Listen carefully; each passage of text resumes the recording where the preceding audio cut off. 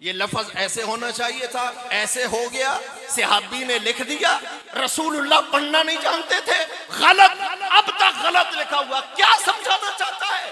قرآن کو مشکوک کرنا چاہتا ہے لوگوں کے نزدیک۔ کہتا ہے گرامر کے لحاظ سے، میں کہتا ہوں گرامر قرآن کی محتاج ہے، اللہ کی قسم قرآن گرامر کا محتاج نہیں ہو سکتا۔ میں کہتا ہوں گرامر ہے ہی وہ جو قرآن نے بیان کر دی ہے، جو قرآن سے باہر گرامر لے کے آتا ہے ہم اسے جوتے کی نوک پر رکھتے ہیں، وہ گرامر نہیں، تیرا بکواس ہو سکتا ہے۔ اپنے علم کو جھاڑنے کے لیے نا آج کل یہ سوشل میڈیا، یہ بھی بڑی خباثت ہے، اس پہ بھی لوگوں کو اپنا آپ بڑھا چڑھا کر پیش کرنے کی خواہش، طمع پیدا ہوتی ہے۔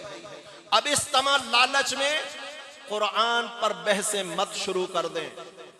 یہ لفظ ایسے ہونا چاہیے تھا، ایسے ہو گیا، صحابی نے لکھ دیا، رسول اللہ پڑھنا نہیں جانتے تھے، غلط، اب تک غلط لکھا ہوا۔ کیا سمجھانا چاہتا ہے؟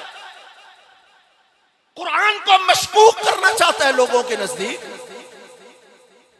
کہتا ہے گرامر کے لحاظ سے، میں کہتا ہوں گرامر قرآن کی محتاج ہے، اللہ کی قسم قرآن گرامر کا محتاج نہیں ہو سکتا۔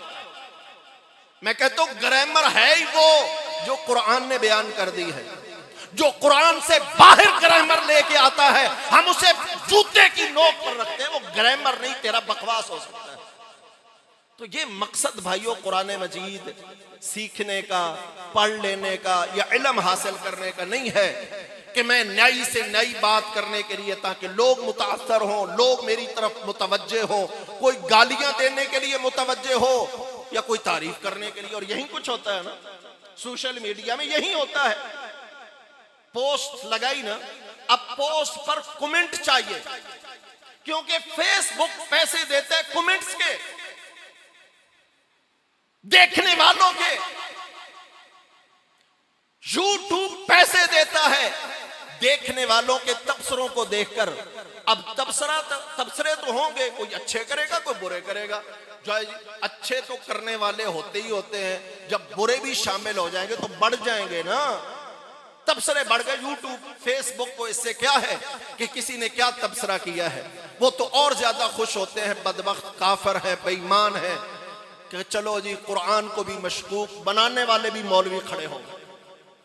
تو بھائیوں قرآن مجید کا یہ مقصد نہیں ہے۔ قرآن مجید مقاصد لے کے آیا۔ میرے اور آپ کے ذمہ قرآن کا پہلا حق میں نے عرض کیا، قرآن پر ایمان، دوسرا قرآن پڑھنا، تیسرا قرآن سمجھنا، چوتھا قرآن پر عمل کرنا، اور پانچواں قرآن مجید کی دعوت حق دنیا والوں کے سامنے پیش کرنا۔ اپنے بچوں کو جنہوں نے حفظ کر لیا ہے، میں اللہ کا واسطہ دے کے والدین سے گزارش کرتا ہوں، اپیل کرتا ہوں، درخواست کرتا ہوں، انہیں اپنے لیے بھی وبال نہ بنائیں اور ان کو اپنی جانوں کے لیے بھی وبال نہ بنائیں۔ اپنے لیے بھی ان کو سعادت ہی رکھیں اور ان کے لیے بھی انہیں سعادت ہی رہنے دیں۔